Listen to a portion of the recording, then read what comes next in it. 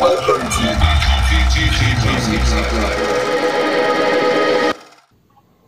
c'est Damien de Dustin Mind pour Vegetal Music Live. Est-ce que tu peux présenter le groupe pour ceux qui connaissent pas? Dustin Mind, c'est un groupe de métal qui existe depuis environ 7 ans maintenant. Voilà, chant masculin, féminin. Voilà. Je sais pas trop si tu veux que je dise plus de choses. Non, c'est dans le, ouais, c'est dans la veine de Pain, Korn, Lacuna Coil, ce genre de choses. Là, t'as le nouvel album Control qui sort le 19 novembre sur le label allemand Dark Twin, le successeur de From Ashes to Flame. Exact. Tu veux que je parle de ça, de la sortie? Alors, comment ça s'est passé au niveau de la composition cette fois? Qu'est-ce qui a changé par rapport au précédent? Rien de spécial, on avait juste plus de temps à cause de cette période un peu un peu merdique que tout le monde a eu pendant 2 ans là. On a eu plus de temps pour produire l'album et du coup on s'est dit ok, c'est simple, on prend le temps de le faire.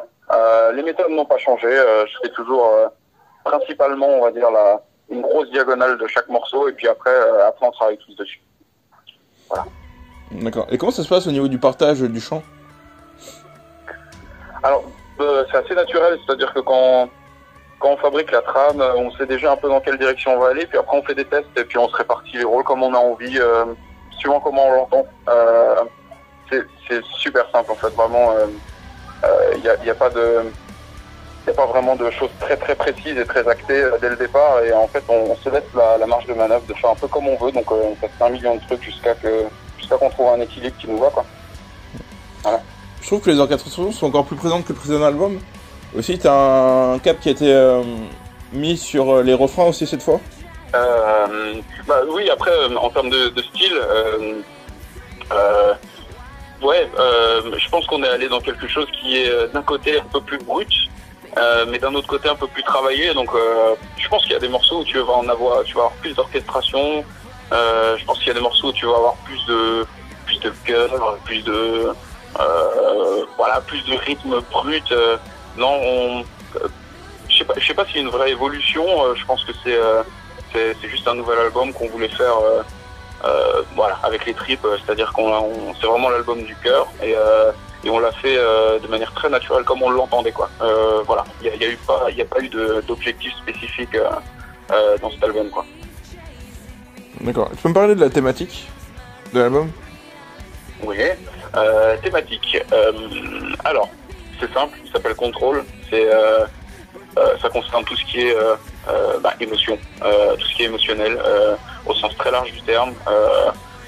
Control, c'est un petit peu le fait d'être bloqué finalement dans la vie. T'es bloqué par 1 million de choses. T'es forcé de faire ci, forcé de faire ça. Tu dois faire ci, tu dois faire ça. Tu dois gérer ci, tu dois faire ça. Et on est vraiment finalement dans l'écoute de l'album. Le but, c'est de faire l'inverse, c'est-à-dire le lâcher prise. C'est pour ça que le premier morceau s'appelle Lost Control, par exemple.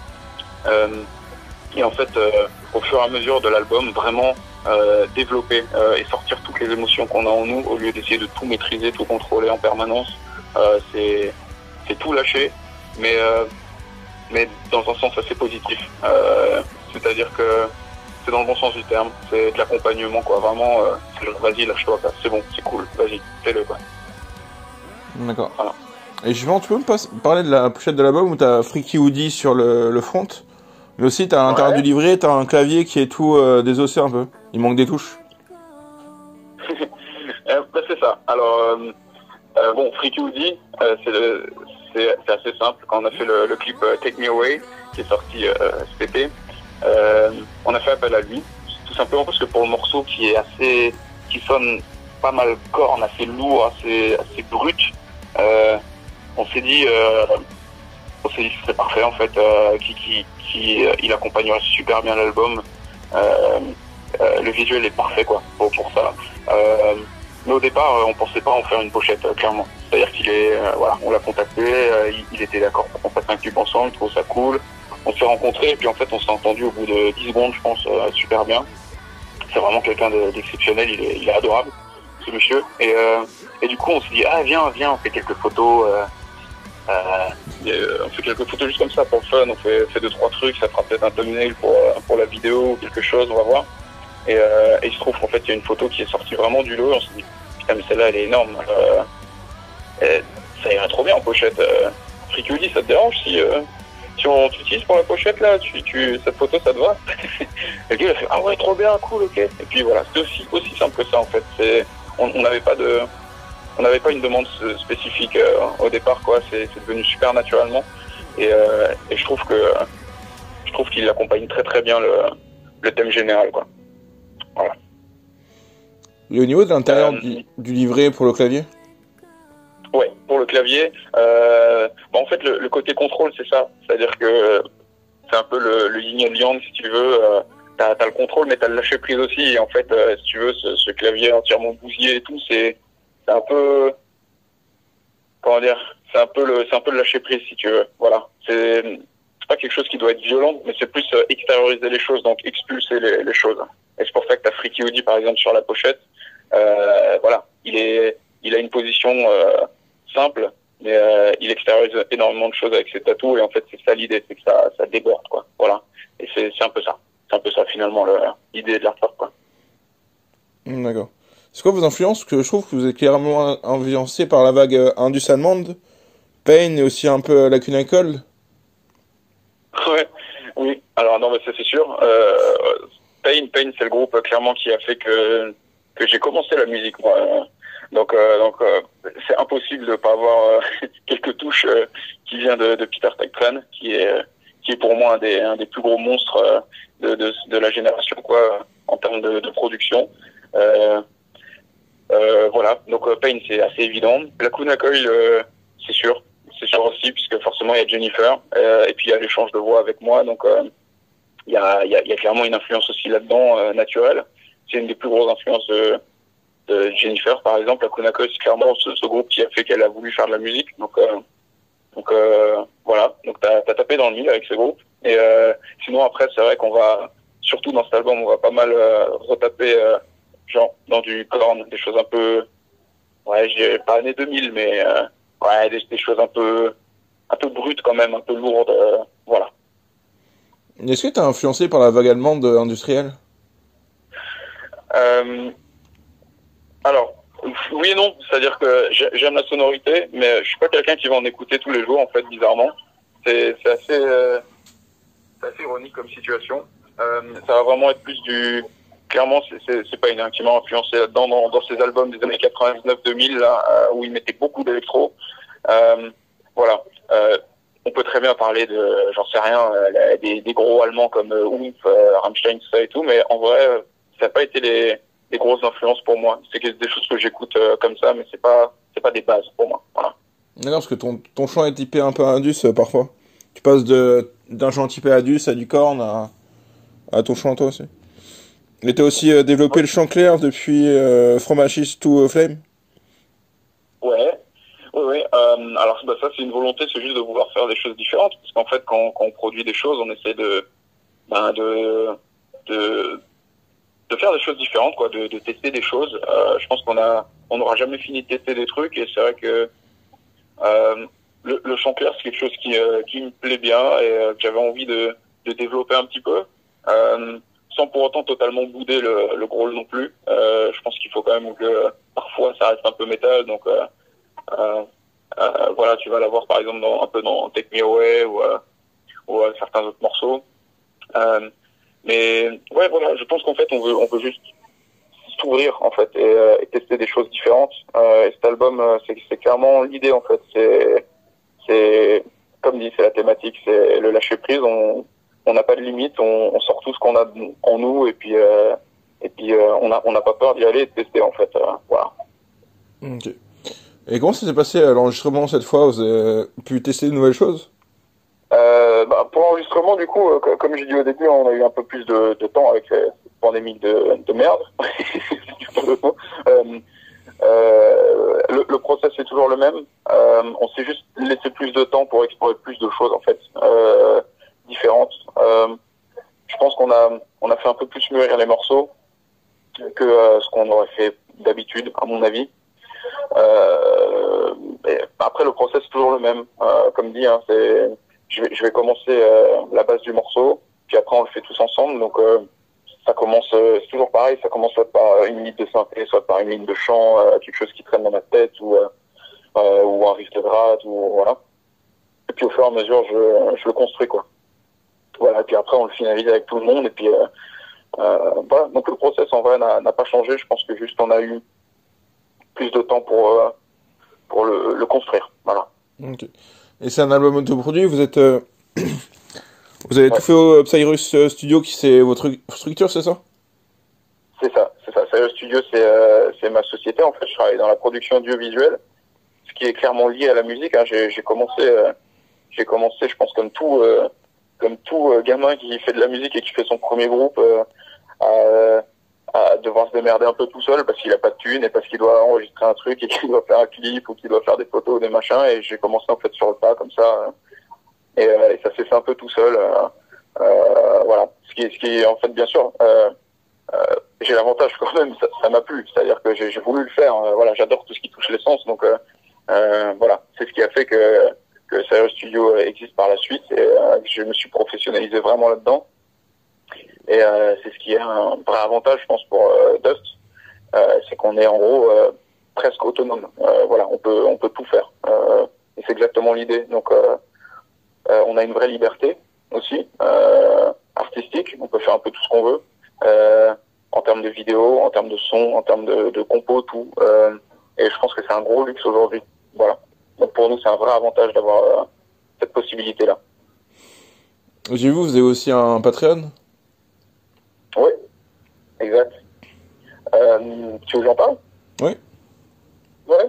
On a un Patreon. On s'ouvre en fait, on s'ouvre à notre fanbase qui grossit de plus en plus pour tout simplement pour leur offrir un peu plus de choses, pour faire des live streams, discuter plus avec eux, avoir quelque chose de plus, on va dire, intimiste, partager des choses plus personnelles avec eux, voilà, créer une sorte de petite famille. Alors ça paraît un peu idyllique si je le dis comme ça, mais voilà, c'est l'essence même de la musique pour nous, c'est de pouvoir partager les choses avec les gens, et des bonnes ondes, voilà, sur scène comme à côté en fait. Et le Patreon, clairement, c'est quelque chose qu'on a eu comme idée il y a pas si longtemps que ça. C'est assez récent. Hein.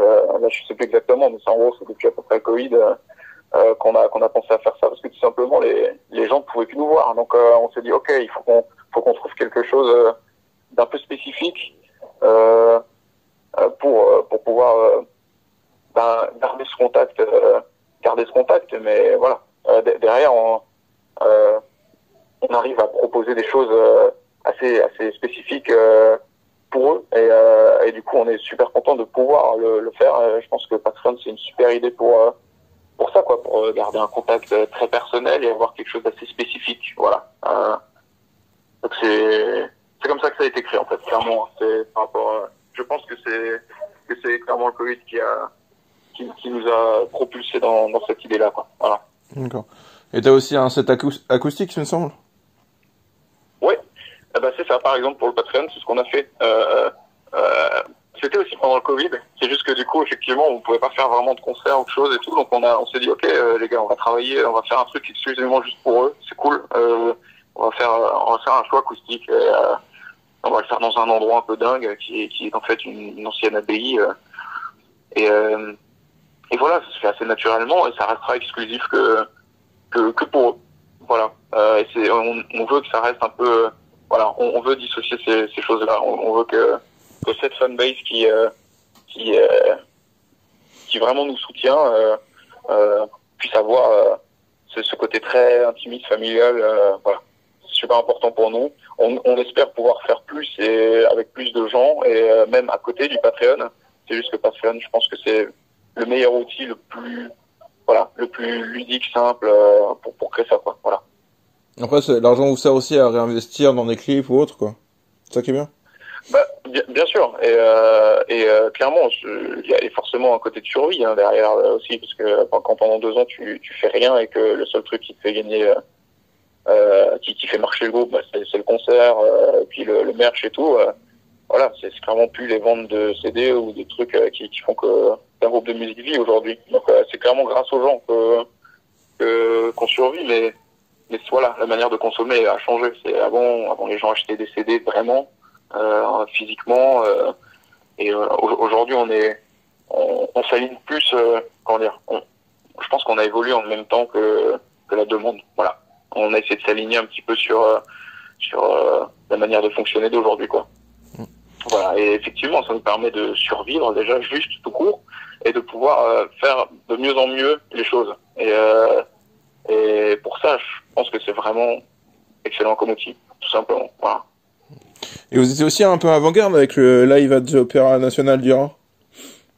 Ouais. Alors ça, c'était un truc un peu fou qu'on a eu énormément de chance d'avoir grâce au soutien de la ville de Strasbourg. Là, on a eu cette idée un peu folle et voilà, c'est passé. C'est juste on a proposé le projet et puis on a discuté et puis ils ont donné le feu vert. On a fait ça et voilà, c'était important pour nous de pouvoir faire un live. Alors ce qui est drôle, c'est que pour le coup, ça n'a rien à voir avec la pandémie parce qu'on l'a fait avant même que ça commence. Mais on voulait pouvoir proposer des supports différents. Voilà, parce que les dates, c'est clair qu'on va pas au Mexique après-demain, par exemple. Donc, si on part de ce principe-là, il faut pouvoir offrir à ces gens qui sont peut-être un peu plus isolés et où on n'a pas la possibilité d'y aller vite et de pouvoir les rencontrer, de pouvoir quand même leur fournir quelque chose et qu'ils passent un bon moment, en fait, au moins 1 heure. Voilà. Et du coup, c'est pour ça qu'on a pensé à faire ce stream en premier lieu. Et c'est vrai que derrière, après, il y a eu le Covid, donc je pense qu'on a eu beaucoup de, je sais pas, on a eu beaucoup de chance, en fait, finalement, d'avoir fait ça en avance. Mais voilà, c'est cool. Et on en refera, je pense. Voilà. Okay. Et vous avez aussi vos clips qui sont vraiment des grosses productions. Là, par exemple, vous avez sorti 5 clips, il me semble, pour cet album. Tu peux me parler du clip de Synapse? Je trouve que c'est un poil cliché avec le béret à Tour Eiffel, mais c'est aussi extrêmement bien produit, quoi. C'est aussi peut-être un peu tourné vers l'étranger. Ouais, merci beaucoup. Oui, les productions, c'est ce que je disais au début. Hein, on a l'avantage, c'est qu'on a un peu la main sur tout. On a une certaine liberté en termes de production, parce que c'est moi qui produis tout ça. Donc on a une certaine chance, on va dire. Hein. Et ça nous laisse la main sur globalement la prod. Donc c'est-à-dire qu'après on peut se concentrer un peu plus sur les lieux, comment faire, etc. Et c'est vrai que pour Synapsis, clairement Synapsis, c'est le morceau où on voulait mettre une connotation purement française dedans, parce que c'est vrai qu'on est connu pas mal ailleurs qu'en France, un peu moins en France. Et souvent quand on tourne, même ceux qui nous connaissent, ils savent pas comme ça dans ce jeu qu'on est français. Voilà, faut qu'on discute pour qu'ils s'en rendent compte au bon moment et tout. Donc ils n'ont pas cette information. C'est un peu con qu'on n'ait pas cette identité. C'est dommage quand même que les gens puissent pas savoir finalement qu'on est français. Alors allons-y à fond, on fait un truc, allons-y au taquet, on s'en fout, on y va, pas de limite et voilà. Du coup on a fait un morceau Synapsis qui est en gros une rencontre chinoise, clairement. Voilà, il a un côté un peu romantique, tout ça. Et voilà, on a fait un grand clin d'œil à Edith Piaf dans un petit break. Voilà, une sorte d'hommage. Et derrière, on s'est dit, franchement, pour illustrer ça, mais il faut un truc grand là. Il faut qu'on trouve quelque chose. C'est quoi le truc le plus français du monde, quoi. Voilà, Tour Eiffel. On s'est dit, ok, on essaye. Allez, on y va. Et Jennifer, elle a réussi à pousser pour que ça marche, quoi, tout simplement. Je pense qu'à force d'y croire et de pousser et en devenant de plus en plus crédible, je pense que c'est ça qui a fait qu'on a réussi, quoi, clairement. Voilà. Et c'est pas tout le monde aussi qui tourne à Tour Eiffel. Et c'est quoi la deuxième localisation du clip? La deuxième, celle qui est en intérieur, tu veux dire? Ouais, c'est ça. Ouais. Alors la deuxième, elle était à Strasbourg. Encore une fois, on a soutien de Strasbourg. On était à l'hôtel de ville, là où ils font les mariages. C'est pareil, ils l'ont jamais fait, je crois. Ou alors, enfin, en tout cas, pas dans le métal. Ouais, voilà. Donc en fait, on a tourné dans ce lieu pendant qu'il y avait des mariages, 2 étages en dessous. C'était assez rigolo. Donc voilà. Voilà, comme d'hab, aujourd'hui, on a le soutien de notre ville et c'est vraiment c'est vraiment cool parce que ça nous permet quand même d'avoir des endroits assez dingues. Et, voilà, on est chanceux, on peut le dire. Est-ce qu'il y aura d'autres clips à venir? Oui, évidemment. Évidemment, si on en commence avec 5, pourquoi pas continuer comme des tarés. Du coup, effectivement, là, le 19, il va y avoir un autre clip, le jour de la sortie de l'album. Et on va essayer d'en faire au moins encore un par la suite. On espère pouvoir... on aimerait bien pouvoir clipper tout l'album. Faut juste qu'on voit si on est capable d'y arriver, parce que ça demande énormément d'énergie quand même. Donc on va essayer de voir comment on peut le gérer. Et voilà, au moins 2 clips encore. Les clips marchent bien au niveau des vues. Et justement, tu me parlais de cinéma qui est plus connu à l'étranger qu'en France. Vous êtes au final assez peu présent en France par rapport à l'étranger. Indirectement, oui. C'est vrai que c'est vrai qu'en France on a un peu moins de peut-être de facilité, je sais pas. Je sais pas trop comment le dire. Mais voilà, on a la chance d'être frontalier avec l'Allemagne et puis d'être très bien accueilli là-bas. Donc la stratégie du coup c'est clairement de développer au fur et à mesure ce qu'on peut et essayer d'être le plus essayer de voir plus loin, c'est-à-dire d'imaginer dans 5 ans, c'est de développer une stratégie essayer de voir un petit peu comment on peut grandir. Et je pense que nul n'est prophète dans son pays, voilà, malheureusement. Et du coup peut-être que ça fait partie des raisons pour lesquelles on est un peu moins implanté en France, mais je pense que voilà, on essaie de miser pour que ça vienne le plus rapidement possible. Voilà. Là, vous étiez censé jouer, il me semble, dimanche avec Evergrey, mais c'est repoussé en 2022. Ouais. Alors du coup Evergrey, on va ce tour et on a décidé de pas le faire. De plus le faire, car on a d'autres choses à annoncer qui seront annoncées à la sortie de l'album. On va faire d'autres dates et voilà, je pense que ce sera voilà, on a choisi on a préféré choisir ça comme ça.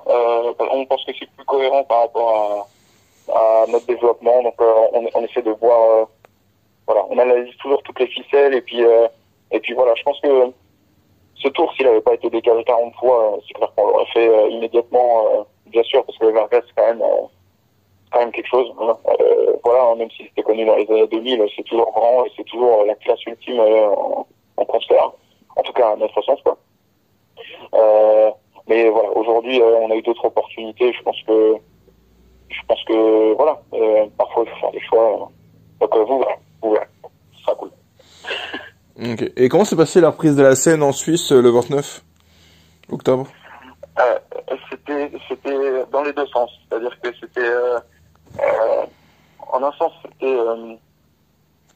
c'était bizarre dans le sens où ouais, on sait presque plus comment ça marche. En un autre sens, on était comme à la maison, c'était trop bizarre. C'est-à-dire que au bout de je dirais 10 secondes, quand on est arrivé, c'était réglé en fait. C'est bon, on était de nouveau dans notre bonne routine, parce que routine c'est pas forcément un bon mot, mais la bonne routine du show, voilà, la préparation, soundcheck, tout ça. Et surtout l'ambiance était vraiment absolument dingue. Je pense que c'est la reprise qui fait ça, je sais pas, mais c'était fou. On a passé une super soirée avec une Shade et Adit Fintoum. C'était juste un truc de fou. On était un peu au pays des bisounours finalement là-bas. Il y avait que des bonnes vibrations, c'était super agréable. C'était que du positif. Voilà, on a passé une très bonne soirée avec tout le monde d'ailleurs. On a passé notre soirée au maire finalement à discuter avec les gens. C'était vraiment agréable.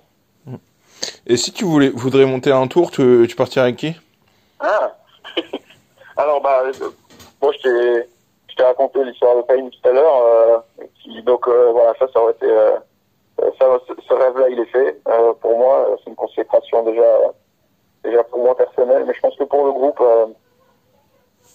je pense qu'il faut parfois voir les choses grandes. Il faut si on arrive à faire corne un jour, ce serait la classe atomique. Voilà, ce serait ultime. Voilà. Si les gens le disent, autant y aller fort. Non, je pense que ça le ferait grave comme plateau. Ah ouais, cool. Merci. J'espère. j'espère. C'est vrai qu'on a pas mal de, surtout dans cet album, on a beaucoup de touches à la corne, pas mal groove, assez lourd et tout, donc ouais, on verra bien. Ça se trouve, hein. Ça se trouve.